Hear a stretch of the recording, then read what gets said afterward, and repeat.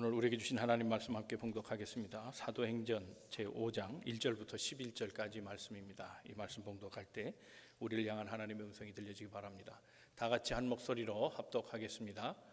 아나니아라 하는 사람이 그의 아내 삽비라와 더불어 소유를 팔아 그 값에 얼마를 감추매 그 아내도 알더라. 얼마만 가져다가 사도들의 발 앞에 두니 베드로가 이르되 아나니아야 어찌하여 사탄이 네 마음에 가득하여 내가 성령을 속이고 땅값 얼마를 감추었느냐. 땅이 그대로 있을 때에는 내 땅이 아니며 반 후에도 내 마음대로 할 수가 없더냐. 어찌하여 이 일을 내 마음에 두었느냐. 사람에게 거짓말한 것이 아니요 하나님께로다. 아나니아가 이 말을 듣고 엎드러져 혼이 떠나니 이 일을 듣는 사람이 다 크게 두려워하더라. 젊은 사람이 일어나 시신을 싸서 메고 나가 장사하니라. 3시간쯤 지나 그의 아내가 그 일어난 일을 알지 못하고 들어오니 베드로가 이르되 그 땅 판값이 이것뿐이냐. 내게 말하라 하니 이르되 예 이것뿐이라 하더라. 베드로가 이르되 너희가 어찌 함께 꾀하여 주의 영을 시험하려 하느냐. 보라 내 남편을 장사하고 오는 사람들의 발이 문 앞에 이르렀느니 또 너를 메어 내가리라 하니 곧 그가 베드로의 발 앞에 엎드러져 혼이 떠나지라. 젊은 사람들이 들어와 죽은 것을 보고 메어다가 그의 남편 곁에 장사하니 온 교회와 이 일을 듣는 사람이 다 크게 두려워하니라. 오늘 함께 나눌 신앙의 위인은 아니지만 신앙의 사람은 아나니아와 삽비라입니다. 아나니아 삽비라는 예루살렘 교인이었습니다. 이들은 부부였는데 이름처럼 살지 못했던 좀 우리가 본받아야 될 사람이라기보다는 반면교사로 좀 삼아야 될 그런 사람이었습니다.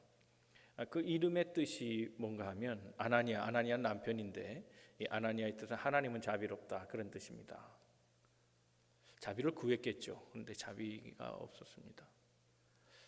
또한 삽비라는 아내인데 이 삽비라의 뜻은 이쁘다는 뜻입니다. 아름답다, 보기 좋다 그런 뜻인데 안 좋았습니다. 자비로운 사람들도 아니고 또 이쁘게 신앙생활한 사람도 아닙니다.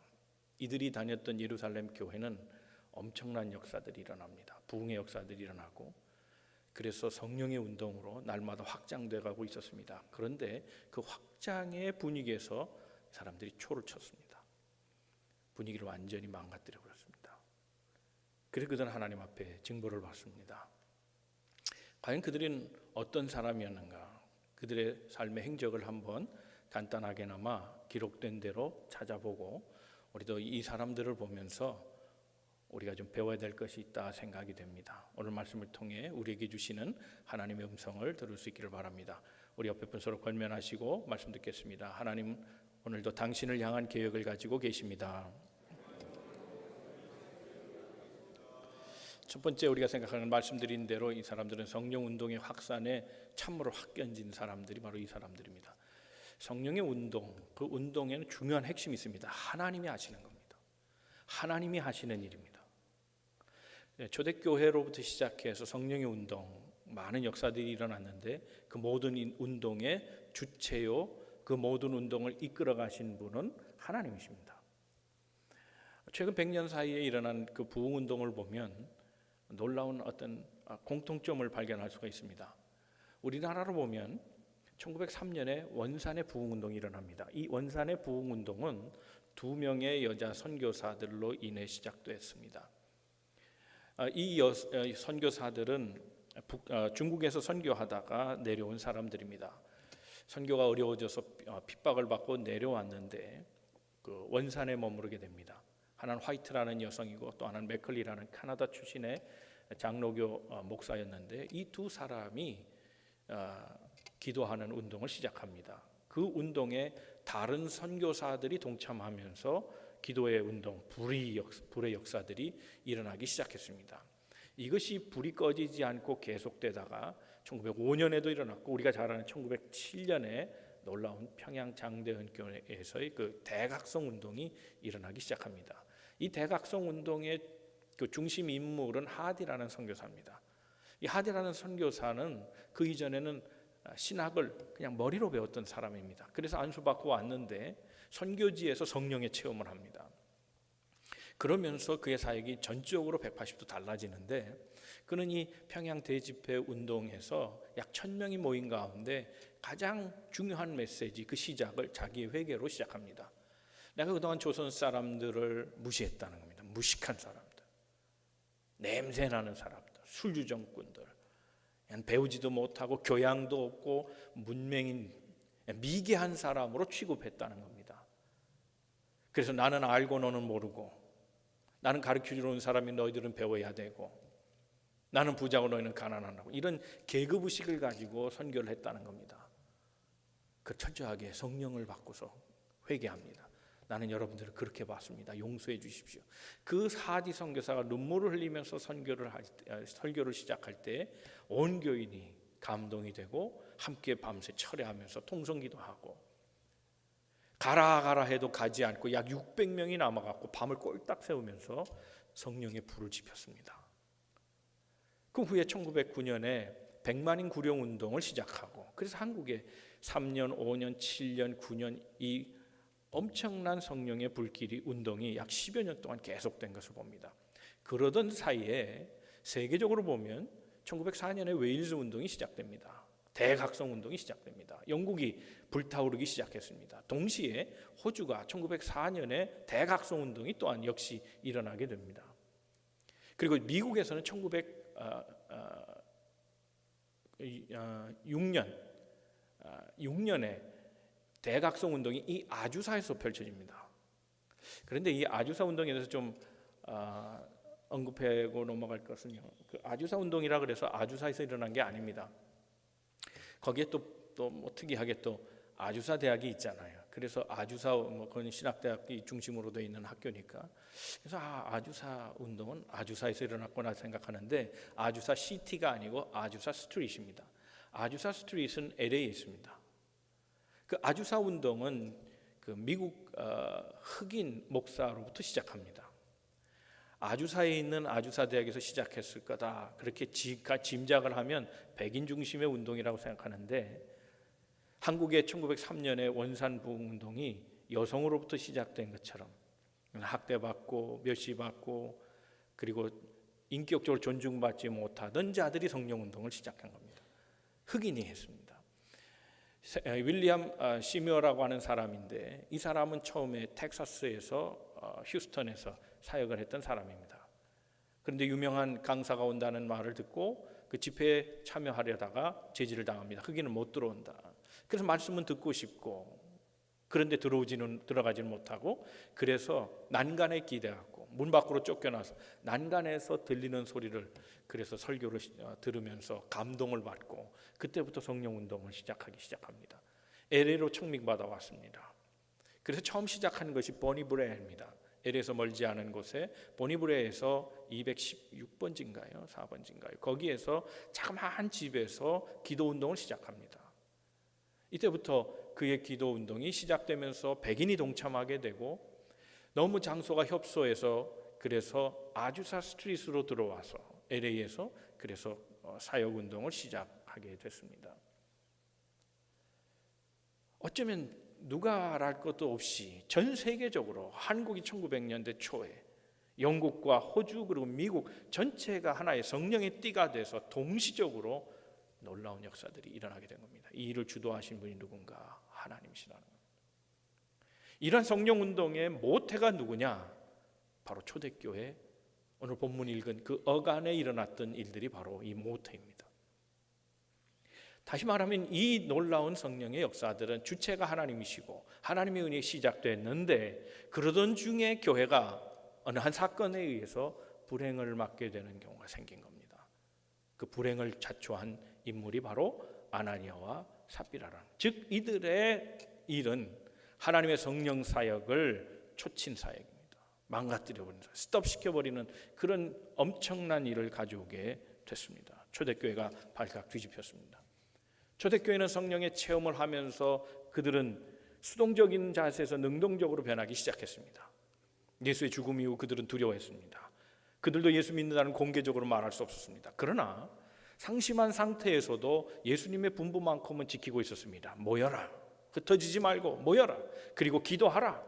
그는 주님의 분부를 가지고 기도하다가 성령의 체험을 하고, 그래서 뜨거운 은사를 가지고 그들은 교회를 섬기기 시작했습니다. 모이기를 힘썼고, 모일 때마다 뜨겁게 찬양했고, 아름다운 예배를 드렸고, 그 감동으로 흩어지면 복음을 증거하고, 그래서 초대교회 처음 사도들은 나가서 회개를 전하고, 그리고 구원받으라 외칠 때에 수많은 사람들이 돌아오게 하는 놀라운 역사들을 일으키게 됐습니다. 이게 성령의 폭발적인 역사로 시작된 초대교회 운동들입니다. 이러한 상황에서 그들은 아름다운 신앙의 모범을 또 보이기 시작합니다. 그게 뭔가 하면 제사를 함께 모으는 겁니다. 그들이 가졌던 이 종말 사상은 오늘 현세를 이기게끔 충분한 능력이 있었습니다. 물질이 필요한 건 현세입니다. 그러나 이제 주님의 나라가 도래할 때, 성령의 체험으로 말미암아 이제 하나님의 역사가 도래하게 될 때는 그거 다 필요 없는 겁니다. 그들의 믿음이 현세를 이겼습니다. 그래서 그들은 자신들이 가지고 있던 모든 재산들을 교회로 다 모으고 가난한 자가 없게끔 그렇게 했습니다. 그 얘기가 나오는 게 4장입니다. 4장 말씀 보면 한번 같이 읽어보겠습니다. 32절입니다. 시작. 믿는 무리가 한 마음과 한 뜻이 되어 모든 물건을 서로 통용하고 자기 재물을 조금이라도 자기 것이라 하는 이가 하나도 없더라. 자기 것을 자기 것이라 말하는 이가 하나도 없더라. 이건 사자성어로 유무상통이라 그렇게 말하죠.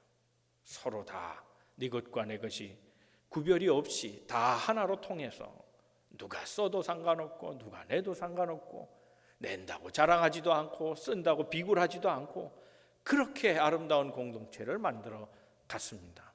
이러던 중에 한 사람의 이름이 언급되는데 그 사람이 전 재산을 다 갖고 온 겁니다. 일부를 냈던 사람들에서 이제 전체를 바친 사람으로 이제 점점 운동이 확산돼 가기 시작하는 걸 볼 수 있습니다. 그 사람의 이름은 바나바입니다. 36절 이하의 말씀을 한번 보겠습니다. 시작. 구브로에서 난 레위족 사람이 있으니 이름은 요셉이라.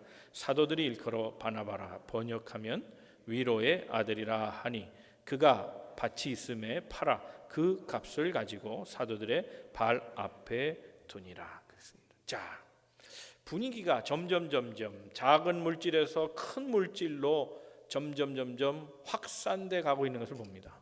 사람들도 한 사람에서 점점 두 사람, 세 사람 늘어가고 있는 추세입니다. 이때 복음을 받아들인 이가 아나니아 삽비라인데 이러한 추세에 자기들도 해야 된다는 강박관념이 시달리기 시작합니다. 남들이 다 하니 안 할 수는 없고, 오늘 본문의 말씀을 보면 뒤에 아나니아가 먼저 죽고 삽비라가 남아있을 때 베드로가 삽비라에게 말한 것입니다. 그 땅 판 것, 그 땅이라 지적합니다. 관사를 씁니다. 그러니 이 아나니아와 삽비라가 소유하고 있는 땅, 그건 이미 누구나 다 알고 있는 땅이었다는 겁니다. 사도도 알고 있는 땅이라는 겁니다. 자, 땅 가진 사람의 마음이 어땠을까요? 땅을 바치라 한 사람은 없습니다. 그러나 바나바가 땅을 바치기 시작합니다. 좀 이제 대접받고 인정받으려면 남들이 하는 만큼은 내가 해야 되는데 이런 부담감이 생긴 겁니다. 시킨 사람도 없지만 그런 이런 마음이 들어가면서 그는 하나님 앞에 땅을 바치기로 합니다. 그런데 망설입니다. 바칠까 말까. 그러다 꾀를 생각해내는 것이 일부를 바치고 일부는 챙기는 겁니다. 한편으로는 다른 사람한테 바쳤다는 소리를 듣고 다른 한편으로는 또 물질도 갖고 있으면서 자기 욕심도 챙기고 그렇게 하고 싶은 마음이 들어갔다는 겁니다. 그런데 그가 알아야 될 것이 있습니다. 그런 마음이 들게 한 것은 사탄이 준 욕심이라는 걸 알아야 했습니다. 사람 다 겉과 속이 다르죠.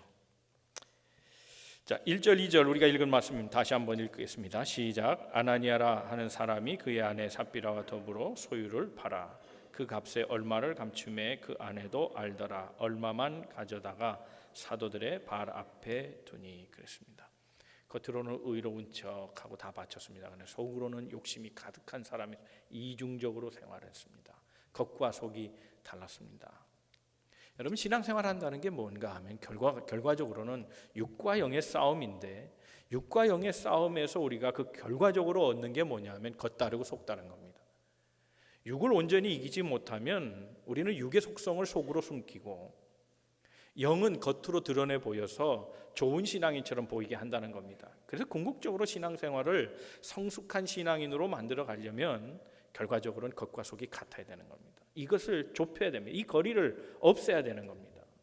그래서 이게 일치가 되는 삶, 그게 성숙한 삶입니다. 우리는 얼마나 겉과 속이 다릅니까? 어느 부인이 남편을 간호했답니다. 근데 남편이 심각한 병에 걸려 있습니다. 남편이 하루는 병간호하는 아내에게 얘기합니다. 여보, 나 희망 없지. 그렇게 얘기하니까 아내가 이제 안심을 시킵니다. 아, 여보, 무슨 소리야? 지금 좋아지고 있는데 당신은 병 다 날 거야. 그러면서 아내가 뭘 하더라는 거예요. 아내가 무슨 친척한테 편지를 쓰고 있는데 이렇게 편지를 쓰면서 남편을 안심시켜 놨습니다. 근데 조금 있다가 남편이 또 묻습니다. 그러면 여보, 나 회복되면 우리 같이 여행 갈까? 남편이 그렇게 말하니까 아내가 얘기합니다. 그럼 우리 모아놓은 돈 있잖아. 그거 다 써버리자고. 전 세계 한번 여행을 다 가자고. 그러니까 남편이 또 흐뭇했습니다. 그러면서 편지를 쓰다가 부인이 그렇게 묻습니다. 여보, 장례식에 장자를 한자로 어떻게 쓰지? 지금 부고장 돌리고 있는 겁니다. 말로는 위로해주고 괜찮아, 나을 거야 그래 놓고 속으로는 딴짓하고 있는 겁니다. 우리 신앙생활 그렇게 할 가능성이 많습니다. 내 욕심을 버리지 못하는 삶, 그건 결과적으로 이중적인 삶을 만들어낸다는 겁니다. 혹 우리도 그런 것은 아니냐, 하나님의 영광을 구하기도 하면서 내 영광을 또한 챙기는 것은 아닌지, 다른 사람의 칭찬을 더 기대하는 건 아닌지, 다른 사람의 칭찬을 바라는 건 아닌지 말이에요. 여러분, 우리가 칭찬받는 만큼, 우리가 존경받는 만큼, 우리가 남의 인정을 받는 만큼 만약 그 말이 하나님의 영광을 도둑질하는 거라면 옳은 일이 아닐 겁니다. 아나니아는 지금 그런 사람이 되고 말았습니다. 하나님 앞에도 영광이 되게 일부는 바치고 내 영광도 일부는 챙겨가는 것, 이것이 사탄이 주는 마음인 걸 그는 모르고 그렇게 겉과 속이 다른 신앙인의 모습을 가지고 있었습니다.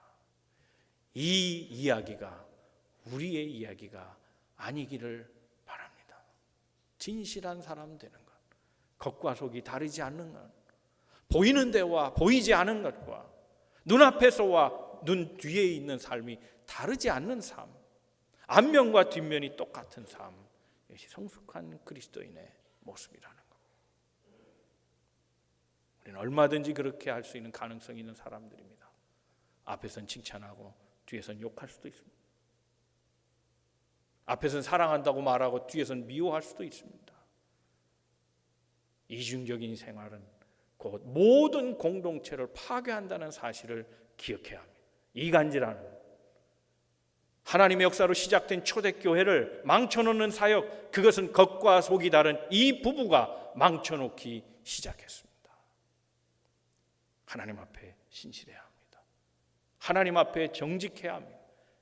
그 정직함을 키워갈 때 우리의 육체성, 우리의 육의 본성은 점점 줄어들고 하나의 소리, 하나의 행동, 하나님 앞에 올바른 삶을 살아가게 될 줄로 믿습니다.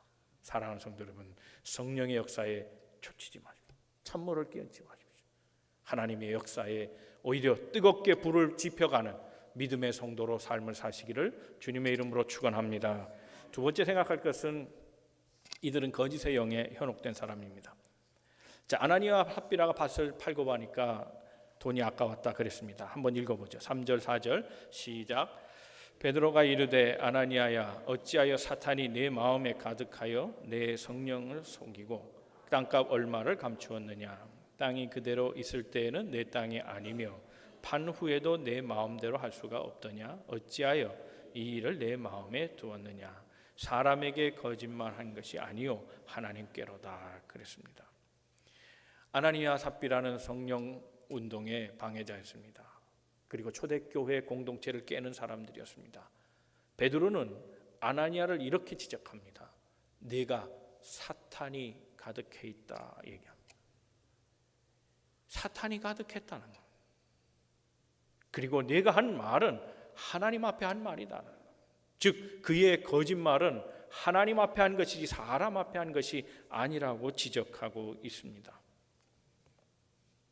이 말을 듣고 아나니아가 혼이 떠나갔습니다.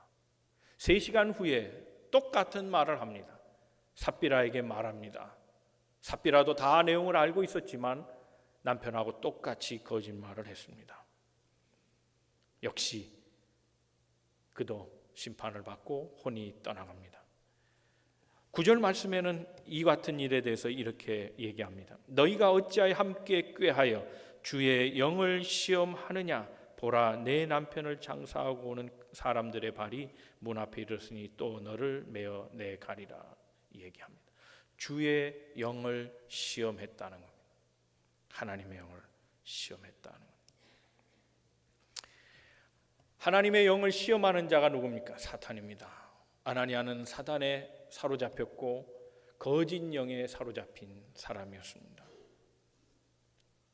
사실 생각해 보면 이게 대단한 일은 아닐 겁니다. 남의 걸 도둑질해서 바친 겁니까? 아니잖아요. 내 땅 팔아서 바친 거 아닙니까?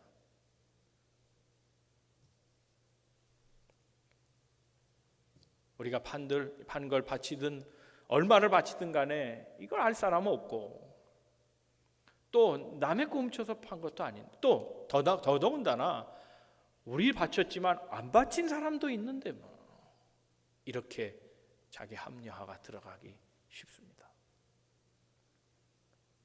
하나님의 영광을 가리우는 사람들의 특징이 바로 자기 정당화입니다. 핑계가 많은 사람, 이유가 많은 사람입니다. 우리는 그럴 수 있어. 우린 드릴 게 없잖아. 우리 뭐가 부족하게 살아? 그러니 이 정도는 괜찮지 뭐. 비율로 따지면 부자들이 더 내야 돼. 이런 말로 혹시 자기 핑계와 합리화를 하고 있지는 않습니까? 온전한 11조가 아니면서도 11조란 이름으로 내고, 전부가 아니면서도 그저 다인 것처럼 입 딱 닫고 있다면 우리는 거짓 영에 사로잡힌 사람일 수 있다는 겁니다. 거짓 영은 파괴자입니다. 마카리오스 수도원에서 있었던 일입니다. 어느 한 수도사가 원장에게 찾아와서 그렇게 얘기합니다. 원장님, 제가 신비주의자라고 혹시 말씀하실지는 모르겠지만 제가 관상기도 좀 합니다. 그래서 기도할 때 뭔가 보입니다. 그게 뭔가 보여요. 시스루 하는 거예요. 뭔가 보이는데 제가 기도 중에 본 게 있습니다. 뭘 봤냐? 네, 암흑의 수도사하고 암흑의 수녀가 그렇고 그런 짓을 하는 걸 제가 기도 중에 다 봤습니다. 그들 큰일 날 자입니다. 그들은 징벌해야 합니다. 평소에도 이상하더니 제 기도 속에 나타났습니다. 그때 이 원장이 그렇게 얘기합니다. 내가 너를 언제 신비주의자라고 말했더냐? 네가 정말 모든 것을 보는 기도를 한다면 너는 이 말을 하지 말았어야 된다. 네가 모든 걸 다 뚫어봤다면 오히려 너는 그를 가려줬어야 될 거라. 너는 관상기도자가 아니라 인격 파탄자이다 얘기합니다. 왜냐하면 너는 아직 예수의 성육신의 신비를 모르는 사람이기 때문에 그렇다. 예수의 성육신, 하나님이 인간이 되신 사건, 그것은 죄인들의 모든 죄악을 자신의 죄로 다 감싸 안는 예수의 마음. 남의 죄를 고발하러 온 것이 아니라, 심판주로 오신 것이 아니라, 모든 이의 죄를 한 몸에 받고 십자가에 달리기 위해 오신 예수님의 그 성육신, 그 성육신의 신비를 모르고 무엇을 봤다 하느냐? 그 받은 것으로 너는 남을 죽이고 있다라고 얘기합니다. 거짓 영은 파탄자입니다. 그럼 여러분, 우리가 함부로 누가 사탄이다라고 말하면 안 돼요. 마귀의 역사라고 함부로 얘기하면 안 됩니다. 그걸 말하기 이전에 예수의 성육신, 하나님의 아들이 죄인 되심, 나 때문에 죄인 되심을 생각하는, 내 삶에서도 그래서 예수의 그 성육신의 신비를 말할 수 있는 그런 사람으로 변화되지 않으면 함부로 그렇게 말할 것이 아니라는 겁니다. 사랑하는 성도 여러분, 내가 누구를 속인다는 것은 결국 자기를 합리화하는 것밖에 되지 않습니다. 그리고 누구를 속이면 반드시 누군가는 손해를 보게 돼 있습니다. 우리 하나님 앞에 정말 정직합니까? 여러분, 우리가 첫사랑을 받을 때 그 첫사랑의 감격으로 서운한 것들이 있지 않습니까? 신실하기를 원합니다. 그랬으면 지금 신실하고 계십니까? 충성하기를 다짐했다면 지금 충성하고 계십니까? 내 전 삶을 다 드려서 하나님 앞에 헌신하겠습니다. 그랬다면 지금 헌신하고 계십니까? 하나님의 영이 우리를 사로잡길 바랍니다. 거짓의 영에 놀아나지 말고 이유를 대고 핑계를 대는 신앙인이 아니고 하나님 앞에 신실한 자로 서 있기를 바랍니다. 세 번째 생각할 것은, 시간이 많이 가서 빨리 좀 정리를 해야겠네요. 심판의 본보기가 된 사람들입니다. 자, 11절 말씀 한번 같이 읽겠습니다. 시작. 온 교회와 이 일을 듣는 사람들이 다 크게 두려워하니라 그랬습니다. 자, 우리가 생각하기에 이 아나니아와 삽비라가 받은 벌이 좀 가혹하다고 생각하지는 않으세요? 그렇잖아요. 헌금을 하고 죽은 거 아닙니까? 땅 팔고 땅 팔면 꽤 될 거 아니에요? 그래도 절반은 안 바쳤을까요? 잘 모르겠어요. 양은 잘 모르겠는데 절반 팔아도 마치 100만 불짜리면 50만 불 헌금했다고 적은 거겠어요? 그거 헌금하고 죽었다. 너무 억울하지 않아요? 여러분들이 시선이 제게 따가워요. 제가 그런 사람 같이 쳐다보셔서 여러분들 거룩하고 저는 그런 사람 같아가지고 표정이 그렇게 보이네요. 여러분, 근데 우리 한번 생각해 보세요. 이걸 거꾸로 한번 생각해 보죠. 최초의 사람들이 칭찬받아요. 마라톤의 최초의 우승자, 손기장 그러면 칭찬 듣죠. 두 번째부터는 별로예요. 그렇죠. 마라톤뿐이겠어요? 레슬링도 그렇고 뭐든지요. 과학의 발명도 최초가 칭찬 듣는 거 아니겠어요? 과학뿐이겠어요? 모든 인생사가 그래요. 처음 개척한 거, 처음 땅을 밟은 거, 처음 발명한 거, 처음 뭔가 이뤄낸 거, 그거 기념하잖아요. 최초라는 게 힘이 있습니다. 저도 우리 집안의 남자로는 처음이거든요. 저희 아버지의 그 또 다른 형제가 있는데, 형님이 있는데 그 집은 딸만 9이니까 남자가 없어요. 그 다음에 우린 전이에요. 그러니까 얼마나 집안의 어른들이 이게 처음 나온 거라 이게 얼마나 이쁜지 모르는 거예요. 그게 지금도 동생들한테 미안해요. 걔들은 다 찬밥이에요. 난 걔들한테 좀 속죄해야 돼요. 갚고 살아야 되는데 아직 제대로 못 갚고 있어요. 철것이라고 얼마나 내가 대접을 많이 받았는지 몰라요. 사랑 진짜 많이 받았어요. 자, 그런데 이걸 반대로 생각해 보세요. 첫 번째 범죄자 누굽니까? 아담과 하와. 뭐 대단한 죄에 졌습니까? 그게 죄입니까? 오늘 우리가 죄악이 엄청나게 관영한 세상에 살고 있기 때문에 아담과 하와의 죄는 죄가 아니에요. 뭘 잘못했습니까? 먹지 말라는 거 먹었다고. 그게 사과인지 선악과인지 모르겠지만, 아니 사과 하나 먹었다고 그 에덴 동산을 쫓아내요? 너무하지 않아요? 그런데 생각해 보면 다 뜻이 있어요. 에덴 동산은 풍요한 것이에요. 하나님과 함께하는 것이에요. 그건 죄가 있을 수 없는 것이에요. 만약 그 후손들, 번성하고 살아갈 후손들이 다 그렇게 불순종하고 살아간다면 그러면 어떻게 되겠어요? 하나님이 일벌백계 하신 거예요. 별거 아닌 죄처럼 보이지만 따끔하게 모범의 케이스가 된 거예요. 시범 케이스예요. 본보기를 보이신 거란 말이죠. 성경이 그럼 다른 예가 또 있느냐? 네, 더 많아요. 훨씬 많아요. 아간의 죄가 그래요. 이스라엘이 광야 생활을 청산하고 이제 여호수아를 중심으로 가나안 땅에 들어가게 됐습니다. 여리고라는 엄청난 싸움에서 승리하고 그 다음에 작은 전투는 아이성에서 깨져요. 그 이유가 아간 때문이에요. 그 아간의 사건은 가나안에 들어간 최초의 범죄 사건이에요. 앞으로 가나안 땅에 살 일이 얼마나 힘들고 어렵고 신앙을 지키기가 정말 힘든데 거기에서 아간 같은 사람이 나온 거예요. 뭐 대단한 거 훔친 겁니까? 아닙니다. 금 몇 개, 은 200냥, 옷 몇 벌. 그런데 가족이 몰살당했어요. 전체 씨를 말려버렸어요. 죄를 지은 집안의 씨를 말려버리고 돌무더기를 만들어 놓고 그걸 아골 골짜기라 그랬어요. 예수님이 십자가의 고통을 당했던 바로 그 골짜기, 그게 아골 골짜기, 아간이 묻힌 곳이에요. 일벌백계 한 거예요. 일벌백계.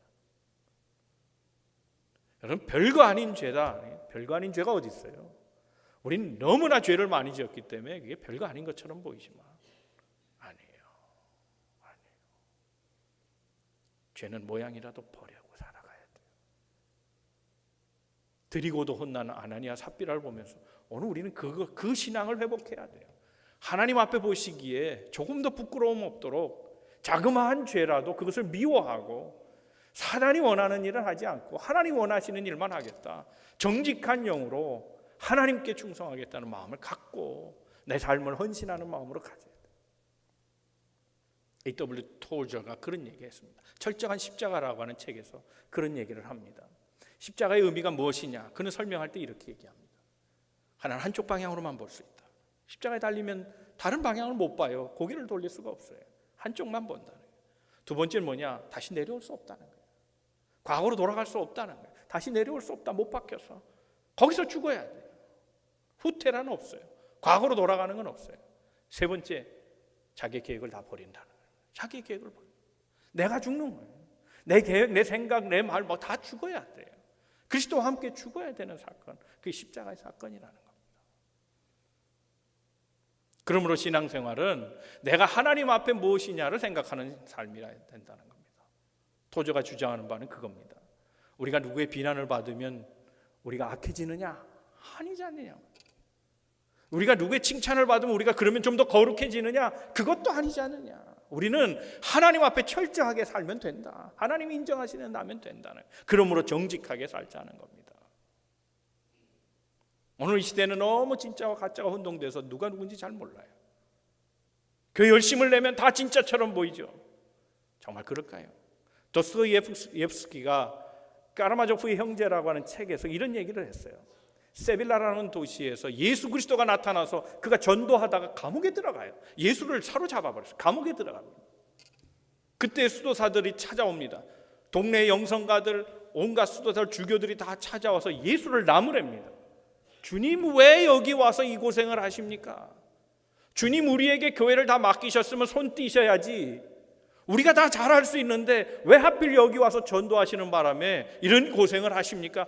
예수를 야단치고 있어요. 그 열심히 생활한다고 신앙인이 아닙니다. 아나니아 삽비라처럼 얼마든지 그렇게 할 수 있습니다. 사람은 모르죠. 그러나 하나님은 아십니다. 그러므로 우리는 하나님 앞에 정직하게 살아야, 철저한 십자가의 신앙을 가지고 살아야, 다른 사람이 물어나건 내가 하나님 앞에 어떤 존재인가를 날마다 체크하며 살아가야 된다는 겁니다. 아나니아는 성령의 체험을 하고도 하나님을 의식하지 못해 사람만 의식하고 살아갔어요. 그래서 열심인 사람이처럼 보이려고 했습니다. 헌신한 사람인 것처럼 보이려고 했습니다. 다 드리는 사람으로 그렇게 보이기를 원했습니다. 그러나 그 속에 사탄이 있음을 베드로는 지적했습니다. 평가는 사람으로 받는 게 아닙니다. 하나님 앞에 진실해요. 이 신앙을 회복하는 믿음의 성도를 낳으시기를 주님의 이름으로 축원합니다. 기도하겠습니다.